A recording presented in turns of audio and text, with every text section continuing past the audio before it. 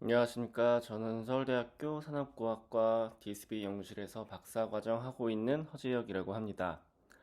오늘은 저희가 지금 진행하고 있는 자율제어 스터디에서 AI Based Control System의 2주차인 PID 중에 이제 머신러닝을 활용한 내용에 대해서 첫 번째로 파트 1 내용을 이제 소개해 드리려고 합니다. 지난번 1주차까지 이 PID에서 이제 Basic of PID에 대해 공부를 했었는데요. 이번에는 이 머신러닝을 이제 PID에 어떻게 활용을 하고 있는지에 대해서 내용을 이제 다뤄보려고 합니다. 목차를 설명드리면 이제 PID에 대한 이제 다시 한번 이제 소개를 드리고 그리고 오늘 내용 중에 이 Iterative Learning Control이라는 이제 과정에 대해 무엇인지 설명드리고 이 ICL을 어떻게 PID에 적용을 하는지 그에 대한 연구 사례 그리고 결론으로 마무리하도록 하겠습니다. 먼저 PID에 대한 리캡을 먼저 이제 말씀드리고 넘어가도록 하겠습니다. 이 PID 컨트롤러의 구성 요소에 대해서 다시 간략하게 이제 언급하고 이제 설명을 드리려고 하는데요. PID 컨트롤러는 공정을 제어하고 유지하고 그리고 관리하기 위해 사용하는 이제 클로스드 루프 형태의 컨트롤러입니다. 그래서 이 프로세스 베리어블이라는 PV가 있는데 이는 현재 측정된 공정 변수의 실제 출력 값을 말합니다. 그래서 이 PV를 기준으로 특정한 저희가 이제 설정하고 싶은 셋 포인트를 받아들이고 그거를 통해 이제 에러를 계산해서 이 P와 I 그리고 D 이 세 가지 과정을 통해서 계산된 값을 이제 산출하고 프로세스를 거쳐서 아웃풋을 내뱉는 이것이 바로 PID 제어기의 일반적인 구조라고 볼 수 있는데요. 이 setPoint라는 것은 제어하고자 하는 목표값 또는 설정값을 말합니다. 그리고 다음으로는 이 PV와 이 setPoint 그 SV의 차이로 계산되는 오차값을 계산되게 되고요. 이 오차값이 바로 PID 컨트롤러의 연산 대상이 되게 됩니다. 그 다음으로는 오차값을 기반으로 제어량을 계산하게 되는데요. 이 세 가지 계산 방식이 있습니다. 첫 번째로 P는 이 proportional이라고 해서 현재 오차에 비례해서 제어하는 것을 말하고요. I 같은 경우는 현재 주기의 오차를 누적해서 이 steady state의 오차를 제어하는 과정이라고 볼 수 있습니다.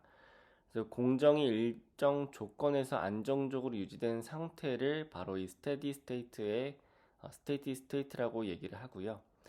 그리고 데리버티브 같은 경우는 오차의 변화율에 반응해서 제어하는 것을 말합니다. 이때 각각 PID에 large K라는 개수가 붙어 있는 것을 볼 수 있는데요. 이 개수는 세 가지의 값을 이제 통해서 PID에 적용되게 되고 개수를 저희는 이제 여기서는 PID의 개인이라고 언급을 하고 있는데요. 개인의 값을 조정하는 방법은 앞선 파트 1에서 이제 얘기했다시피 이 지글러 니콜스 방식이나 릴레이 베이스드 오토 튠과 같은 방법으로 튜닝 후에 적용을 하게 됩니다. 그리고 계산된 이제 에러 값을 통해서 manipulated variable이라는 값을 이제 사용해서 제어 값을 얻게 되고요. 프로세스를 거쳐서 이 manipulated variable을 통해 조정된 출력 값이 바로 이 control variable입니다. 컨트롤 베리어블 통해 다시 이제 셋 포인트와의 차이를 통해서 이제 에러를 계산해주는 이 반복되는 과정으로 자율 제어를 이제 해주는 과정이라 이제 볼 수 있습니다. 두 번째로는 Iterative Learning Control이라는 것에 대해서 소개를 드리려고 하는데요. PID가 가진 장점과 그리고 단점을 요약해서 설명을 드리면 PID의 장점으로는 단순하고 실시간 반응이 굉장히 빠르다는 것을 알 수 있습니다. 단순히 이 셋 포인트와 그리고 컨트롤 베리어블의 오차를 기준으로 적용하기 때문이라고 볼 수 있는데요. 그만큼 이제 단점도 존재하는 것을 알 수 있습니다. 첫 번째로는 개인에 대한 튜닝 결과에 민감한 이 manipulated variable을 보입니다. 두 번째로는 이 disturbance에 굉장히 영향을 많이 받는다라는 단점이 있고, 세 번째로는 단순한 구조로 인해서 복잡한 시스템, 저희가 흔히 많이 얘기하는 현실에서 많이 발생할 수 있고 많이 사용되는 비선형성이나 그리고 다변수에선 부정확한 결과가 나올 수 있다는 점이 있습니다. 마지막으로는 반복적인 오차에 대해서는 학습하지 않기 때문에 반복 작업에서 항상 같은 반응을 합니다.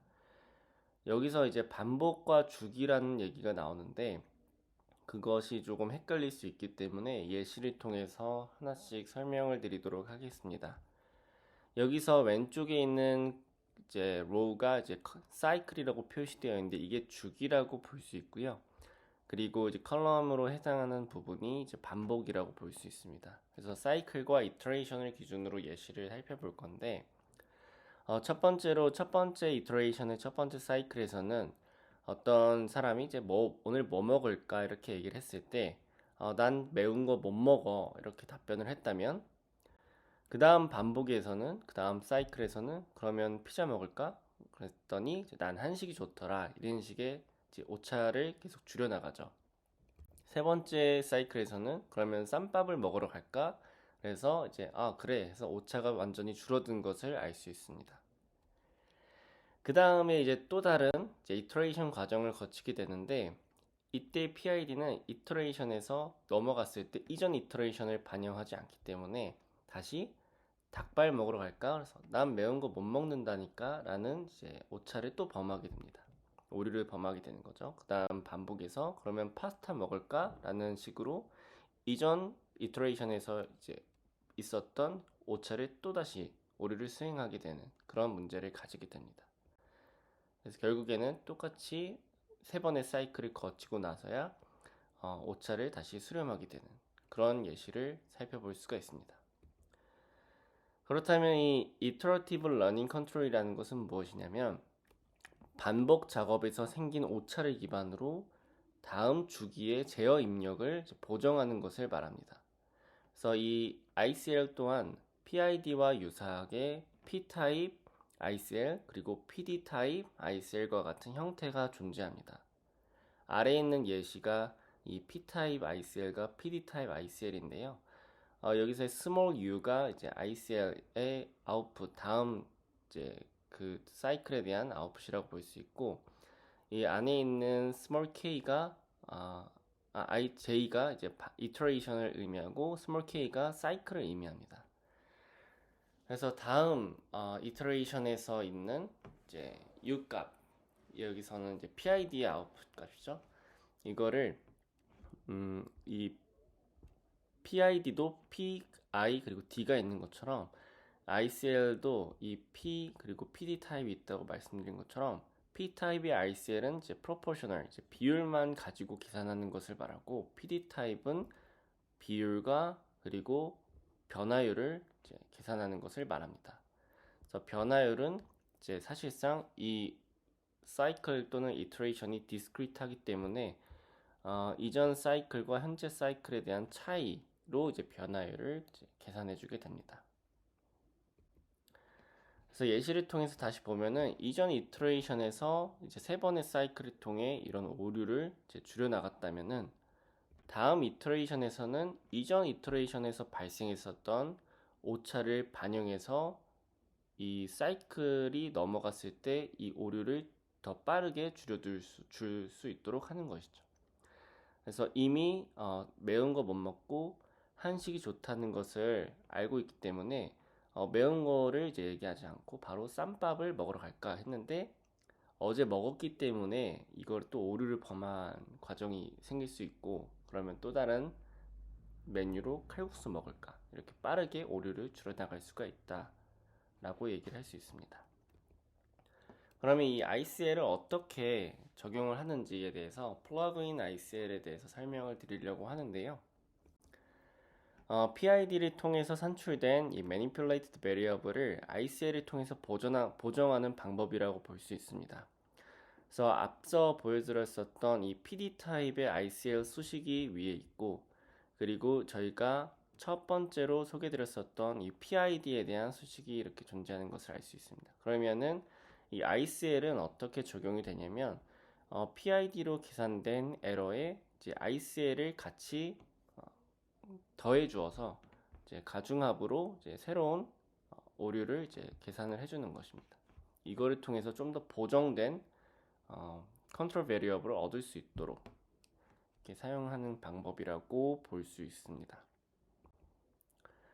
예시를 통해서 다시 한번 살펴보자면 이 j-1번째 이터레이션 이전 반복에서 이제 set 포인트를 가지고 이 컨트롤 베리어블과의 에러를 계산하고 이를 통해 PID를 가지고 에러를 줄여나가도록 한 다음에 manipulated variable을 산출해서 다시 컨트롤 베리어블을 얻는 이 과정이 있는데, 이때 이 steady state 모델이라는 것을 활용을 해주게 됩니다.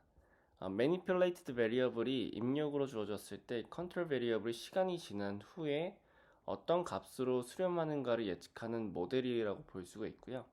이때 이 모델이 머신러닝을 활용한다라고 볼 수 있습니다. 학습을 위해서는 manipulated variable을 고정 상태로 유지하고 시간이 지나면서 출력값이 수렴한 상태에서 얻어진 데이터를 가지고 모델을 학습을 미리 시켜줍니다. 그러면은 이 모델은 항상 이제 steady state 상태에서 얻어진 데이터로 학습된 모델이기 때문에 이 모델의 아웃풋을 통해서 이제 이것을 활용한다라고 볼 수 있는데요. 이 스테디 스테이트 모델을 가지고 스테디 스테이트 컨트롤 베리어블을 예측하도록 합니다. 이때 예측한 스테디 스테이트의 컨트롤 베리어블과 실제 컨트롤 베리어블의 오차를 계산해 주게 되고요. 주기에 따라서 오차를 이제 계속 저장해 주게 됩니다. 그러면 이 저장된 오차를 가지고 ICL을 통해 이제 스몰 u를 계산을 해주게 되고, 그리고 현재 이터레이션에서 발생한 PID의 스몰 u 값을 통해서 이 두 값을 합하여 새로운 스몰 u 값을 얻게 됩니다. 이거를 가지고 컨트롤 베리어블 얻어주는 것이 바로 이 플러그인 ICL의 방식이라고 볼 수 있습니다. 그럼 예시를 통해서 살펴볼 건데요. 이 머신 러닝 베이스드 디젤 엔진 아웃 NOx reduction using a plug-in PD type iterative learning control이라는 제목의 연구 사례가 있어서 이 내용을 가지고 이제 설명을 드리려고 하는데요. 반복 제어를 통해서 디젤 엔진 그 NOx 배출 저감 및 제어 성능 향상에 대한 연구입니다. 4기통 4행정 그리고 커먼 레일 디젤 엔진 대상으로 실험을 진행했고요. 아래는 이제 디젤 엔진에 대한 구조와 이거로부터 어떻게 데이터를 수집했는지에 대한 설명입니다. 맨 처음에 이제 왼쪽에 있는 ECU라는 것부터 보자면 엔진 컨트롤 유닛이라는 것인데 manipulated variable을 통해서 엔진의 연료, 분사량, 압력, 타이밍 등을 이제 조절하는 것이라고 볼 수 있고요. 그리고 이거를 통해 이제 CAN이라는 그 컨트롤 에리아 네트워크라는 것을 통해서 이 데이터를 이제 통신을 통해 전달해 주게 됩니다. 이는 컨트롤러랑 이제 ECU 간의 통신을 담당하는 차량용 고속 데이터 통신 네트워크라고 하는데요. 이거를 통해 이제 연료에 대한 압력, 분사량 이런 것들을 수집해 주게 되고, 그리고 디젤 엔진을 통해서 이제 산출된 아웃풋은 여기 있는 또다시 캔을 통해서 이 탄소에 대한 이제 컨센트레이션이나 그리고 CO, CO2 그리고 UHC와 같은 것들을 같이 얻어주게 됩니다. 왜냐면은 이 NOx 자체가 CO나 CO2, UHC와 같은 것들과 함께 연관이 있기 때문에 탄소는 줄이면서 다른 것들은 이제 트레이드오프가 없도록 해주는 것을 목표로 가지고 있기 때문에 이를 같이 고려한다라고 합니다. 그리고 여기서의 FTIR 애널라이저라는 것이 있는데 이거는 적외선 분광법을 이용해서 가스의 성분과 농도를 분석해주는 장치라고 합니다. 그래서 이거를 통해 계속 데이터를 함께 수집해주는 과정으로 실험을 이제 세팅했다라고 하고요. 그래서 여기서의 이제 그 왼쪽에 있는 엔진의 연료 분사량, 압력, 타이밍 같은 것들이 manipulated variable이라고 볼 수 있고, 그리고 이 NOx, 그 CO, CO2, UHC와 같은 것들이 control variable이라고 볼 수 있습니다. 이 그림은 아까 전 제가 예시로 설명드린 거랑 이제 비슷한 그 동일한 그림이라고 볼 수 있는데요. 논문에서 이제 작성되어 있는 피겨를 통해서 다시 한번 설명을 드리자면은 머신러닝을 기반으로 스테디 스테이트 출력을 예측하고 이를 통해서 PD 타입 ICL을 사용해서 보정을 적용한다라고 볼 수 있습니다. 빨간색 점선으로 나타난 부분이 ICL에 대한 해당하는 부분이고요. 이를 통해서 이 ICL 이전 이터레이션에서의 ICL 값과 그리고 이 오차에 대한 비례값, 오차의 변화율에 대한 값을 통해 이제 현재 이터레이션에 대한 ICL 값을 구해줍니다. 이거를 가지고 이제 보정을 해주고 이를 통해서 이제 실험한 결과가 아래에 있는 피겨인데요. 이 BMEP라는 것부터 말씀드리면 Brake Mean Effective Pressure라는 내용 지표입니다. 그래서 엔진의 성능을 나타내는 지표라고 볼 수 있고 이 BMEP가 낮을수록 출력이 부족하다라는 것을 의미합니다. 그래서 BMEP가 유지되면서 NOx가 줄어들어야 성능 저하 없이 제어가 잘 이루어졌다라고 판단할 수가 있는데요. 여기서 왼쪽 그림은 5%의 NOx 저감 목표를 다루는 것이고 오른쪽은 10%의 NOx 저감을 목표로 하는 것입니다. 그래서 5%에 대한 NOx 저감 목표에서는 모든 부하 조건에서 빠르게 수렴하며 BMP가 유지되는 그런 그림을 볼 수가 있습니다. BMP가 여기 있는 그림이죠. 근데 이제 NOx가 줄어드는 컨트롤러가 함께 적용됐을 때 줄어드는 것을 이제 확인할 수가 있습니다. 10% 이제 저감 시에는 저부하 조건, 이게 지금 4단계로 구성되어 있는 것이 이제 부하의 단계라고 볼 수가 있는데 10% 저감 시에는 저부하 조건에서 성능 제한이 어느 정도 발생하는 것을 볼 수 있습니다. 그래서 CO나 HCO가 증가폭이 확대되는 그런 결과를 볼 수가 있는데 그리고 NOx 저감과 다른 배출, 출력 간에 이제 트레이드오프가 존재한다라고 아까 전에 말씀드렸기 때문에 이 컨트롤러를 설계할 때 이를 균형 있게 고려를 해야 됩니다. 그래서 CO와 UHC가 증가하지 않으면서 NOx는 줄어들고 그리고